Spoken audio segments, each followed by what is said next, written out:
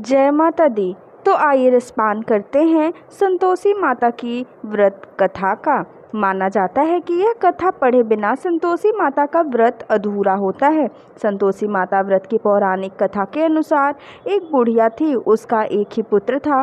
बुढ़िया पुत्र के विवाह के बाद बहू से घर के सारे काम करवाती, परंतु उसे ठीक से खाना नहीं देती थी। यह सब लड़का देखता पर माँ से कुछ भी नहीं कह पाता। बहू दिन भर काम में लगी रहती, उपले थापती, रोटी रसोई करती, बर्तन साफ करती, कपड़े धोती और इसी में उसका सारा समय बीत जाता।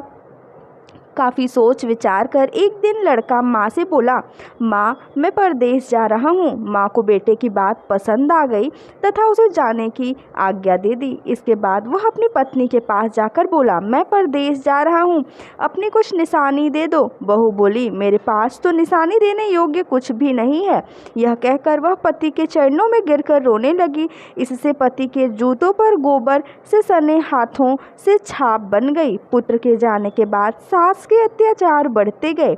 एक दिन बहुत दुखी हो मंदिर चली गई। वहां उसने देखा कि बहुत सी स्त्रियां पूजा कर रही थी। उसने स्त्रियों से व्रत के बारे में जानकारी ली तो वो बोली कि हम माँ संतोषी का व्रत कर रहे हैं, इससे सभी प्रकार के कष्टों का नाश होता है। स्त्रियों ने बताया, शुक्रवार को नहा धोकर एक लोटे में शुद्ध जल से गुड़ चने का प्रसाद लेना तथा सच्चे मन से माँ का पूजन करना चाहिए। खटाई भूल कर भी मत खाना और न ही किसी को देना। एक वक्त भोजन करना। व्रत विधि विधान सुनकर वह प्रति शुक्रवार को संयम से व्रत करने लगी। माता की कृपा से कुछ दिनों के बाद पति का पत्र आया। कुछ दिनों बाद पैसा भी आ गया। उसने प्रसन्न मन से फिर व्रत किया तथा मंदिर में जा अन्य स्त्रियों से बोली, संतोषी माँ की कृपा से हमें पति का पत्र तथा रुपया आया है। अन्य सभी स्त्रियों भी श्रद्धा से व्रत करने लगी। बहू ने कहा, हे माँ, जब मेरा पति घर आ जाएगा तो मैं तुम्हारे व्रत का उद्यापन करूंगी। अब एक रात संतोषी माँ ने उसके पति को स्वप्न दिया और कहा कि तुम अपने घर क्यों नहीं जाते। तो वह कहने लगा, सेठ का सारा सामान अभी बिका नहीं, रुपया भी अभी नहीं आया है। उसने सेठ को स्वप्न की सारी बात कही तथा घर जाने की इजाज़त मांगी, पर सेठ ने इनकार कर दिया। माँ की कृपा से कई व्यापारी आए, सोना चांदी तथा अन्य सामान खरीद कर ले गए। कर्जदार भी रुपया लौटा गए। अब तो साहूकार ने उसे घर जाने की इजाज़त दे दी।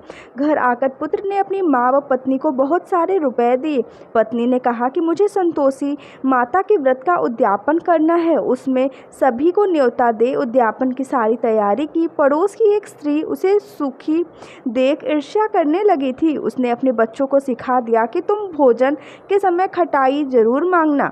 उद्यापन के समय खाना खाते खाते बच्चे खटाई के लिए मचल उठे तो बहू ने पैसा देकर उन्हें बहलाया। बच्चे दुकान से उन पैसों की इमली खटाई खरीदकर खाने लगे तो बहू पर माता ने कोप किया। राजा के दूत उसके पति को पकड़कर ले जाने लगे तो किसी ने बताया कि उद्यापन में बच्चों ने पैसों की इमली खटाई खाई है। तो बहू ने पुनः व्रत के उद्यापन का संकल्प किया। संकल्प के बाद वह मंदिर से निकली तो राह में पति आता दिखाई दिया। पति बोला, इतना धन जो कमाया है उसका कर राजा ने मांगा था। अगले शुक्रवार को उसने फिर विधिवत व्रत का उद्यापन किया। इसे संतोषी माँ प्रसन्न हुई। 9 माह बाद चांद सा सुंदर पुत्र हुआ। अब सास बहू तब तथा बेटा माँ की कृपा से आनंद से रहने लगे। तो ये थी संतोषी माता की व्रत कथा। जय माता दी।